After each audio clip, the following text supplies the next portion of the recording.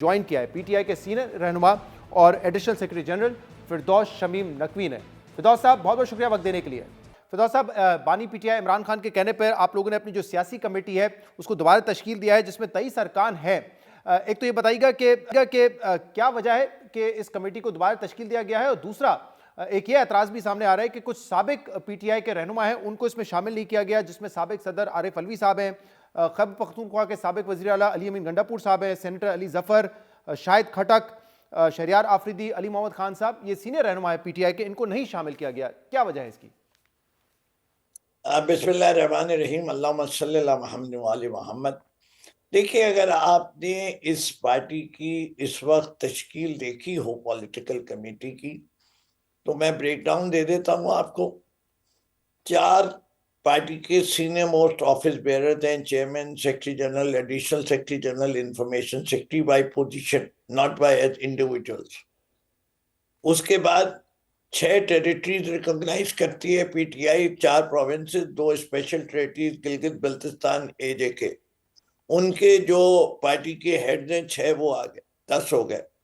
उसके अलावा women wing 11, minority wing 12, हमारे 2 जो हैं leader of the opposition in both the house 14, Punjab assembly के लीडर ऑफ द ऑपोजिशन 15, हमारे हकीकी leader of the opposition in the senate 16, which is Shibli फराद, leader of the opposition हकीकी Umar you Khan 17। आपको हर आदमी को पोजीशन के अगेंस्ट मिलेगा। हमारे ओवरसीज चैप्टर के 18, हमारे chief whip in both the houses 20। सही। तो अगर कैसर साहब as the secretary general of तहरीके Tahaffuz Aain Pakistan, every person is there because of a title position he is holding। जो ये बाकी हजरात के आपने नाम लिए, निहायत काबिल एहतराम है, बहुत वैल्यूबल है। हमने अपना मोडस ऑपरेंडी चेंज कर रहे हैं।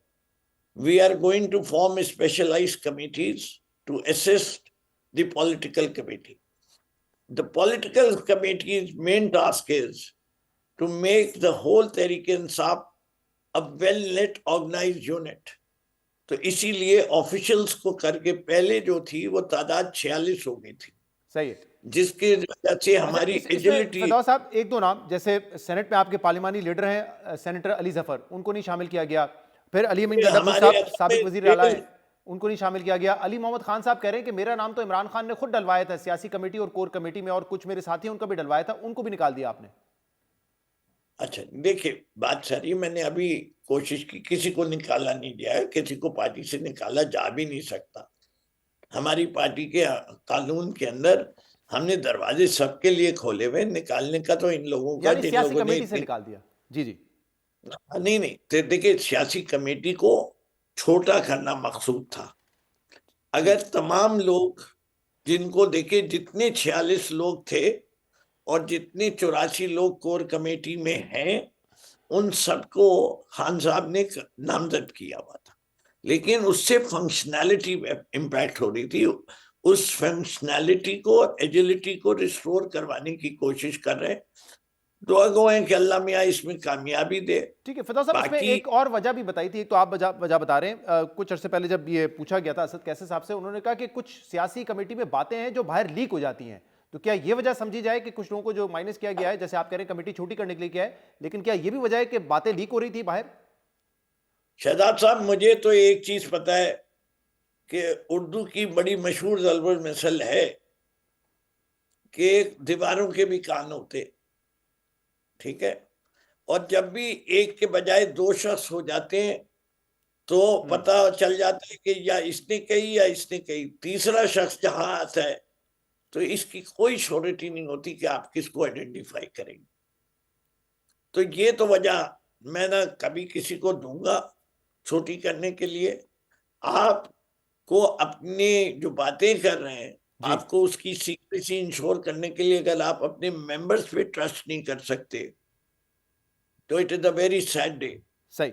अब ये बताइएगा कि हिकमत अमली आगे जाके क्या होगी, क्योंकि फिलहाल तो देखें, जैसे आपके चेयरमैन बैरिस्टर गौहर ने कहा कि हम तो यहां से शुरू हुए थे कि इमरान खान को रिहा करो। अब हम इस पर आ गए हैं कि इमरान खान से मुलाकात करने दो, तो क्या हिकमत अमली होगी इस सियासी कमेटी की जिससे इमरान खान से मेरे पहले तो ख्याल से मुलाकातों का मामला हल हो जाए? शहजाद, मैं आपके शो के तवज्जुद से पाकिस्तान की बात करना चाहता हूं। हमारी सारी हिकमत अमली जो है वो हमारे मुल्क के गिर्द घूमती है। हमें पाकिस्तान की बेहतरी सोचते हैं, हम पाकिस्तान की सबसे बड़ी पार्टी है।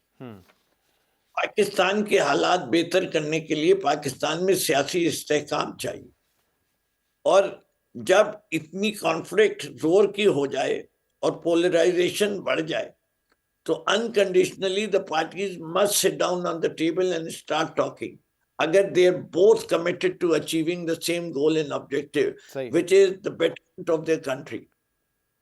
इसलिए जो महमूद खान अचकजई साहब ने पेशावर के जलसे में दावत दी है कि हम तमाम सियासी जमातों के साथ बैठने को तैयार हैं, and establishment must also participate if we want to make Pakistan move forward. आप कह रहे हैं कि हमें बेहतरी की तरफ जाना है, लेकिन जनरल फैज साबिक डीजी आईएसआई उनको जो सजा हुई है 14 साल, उसके बाद हुकूमत का तो कुछ और ही इरादा लगता है। वो तो कह रहे हैं कि जो भी इनके साथ मुलविस थे, चाहे वो सियासी लोग हों चाहे वो जुडिशरी से हो, उनका भी एहतसाब होना चाहिए। इनफैक्ट फैसल वावड़ा और कुछ और लोग ये भी बात कर रहे हैं कि इमरान खान के खिलाफ 9 मई के केसेस में शवाहिद देने जा रहे हैं, बयान देने जा रहे हैं जनरल फैज। वो तो इस तरह की बातें कर रहे हैं जिससे लगता है कि मुश्किलात बढ़ने वाली हैं पीटीआई और इमरान खान के ऊपर।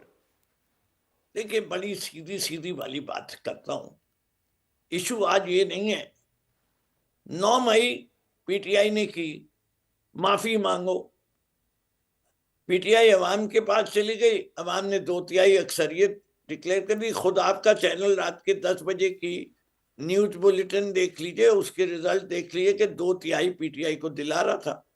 फिर जो है ऑफ एयर हो गया टीवी, रिजल्ट आने बंद हो गए। भाई क्यों हो गए? अगर कोई गड़बड़ नहीं थी। और फिर statistically it is not possible that results can change that way.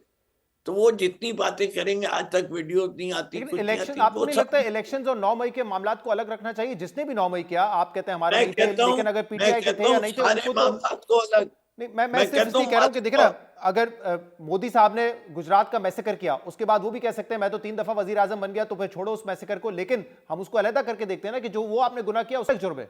तो यहां पे भी आप ये अगर कहें कि 9 मई बेशक हमारे लोगों ने किया हो, लेकिन वोट मिल गया हमें, तो फिर वो उसको जाने दो, ये तो नहीं हो सकता ना। नहीं होना चाहिए। मैं तो इसलिए मैं कहता हूं कि चलिए 2 बयानिए ले लेते हैं ना, कि पीटीआई भी सही कह रही है और वो भी सही कह रहे हैं, फैसला कौन करेगा? बना ले एक ट्रूथ एंड रिकंसिलिएशन,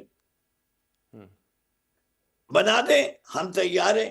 हम तो कहते हैं पूरे सबका एहतसाब होना चाहिए।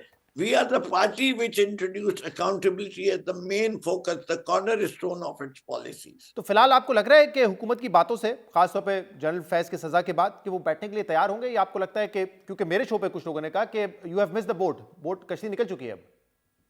जी देखिए, बात ये है, वो कह रहे हैं we have missed the boat.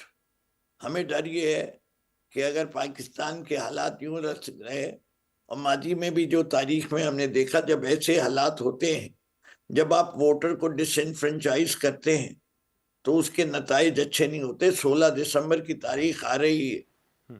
आप जैसे एंकर हजरात अगर उस तारीख को दुहरा दे और उसके अवामिल बता दे, तो लोगों को वो वक्त और आज का वक्त साफ नजर आने लगेगा। आई होप हम उस तरफ उस ना वक्त जाएं। लेकिन फिरदौस साहब, एक आखिरी सवाल, आप लोगों ने कौमी कॉन्फ्रेंस भी बुलाई है और उसमें कहा जा रहा था कि पीपल्स पार्टी को भी आप लोग अप्रोच करेंगे। क्या अप्रोच किया गया है कि पीपल्स पार्टी भी उसमें शामिल हो? जी, जहां तक मुझे पता है, क्योंकि मेरे कामों में से अप्रोच करना नहीं है, लेकिन ये एग्री तमाम पार्टीज को अप्रोच किया जाए, इंक्लूडिंग पीएमएलएन, उनको भी अप्रोच किया जाएगा? अभी हमने अभी केपी में केपी के मसाइल के लिए जिनका कॉल किया जी। और हर जमात को बुलाया और सब ने हमारे साथ एग्री किया, साइन ऑफ किया, नो कोलैटरल डैमेज, सही। और बातें की। चाहे उनकी फेडरल लेवल की पार्टी उसको ओन नहीं कर रही। ठीक है, लेकिन फेडरल लेवल पर क्या नून लीग को भी दावत दी जाएगी इसमें कौमी कॉन्फ्रेंस में? जी नून लीग को भी दावत दी जाएगी कौमी कॉन्फ्रेंस के लिए? जी, मैंने कहा ना, अक्रॉस द बोर्ड तमाम पार्टी। ठीक।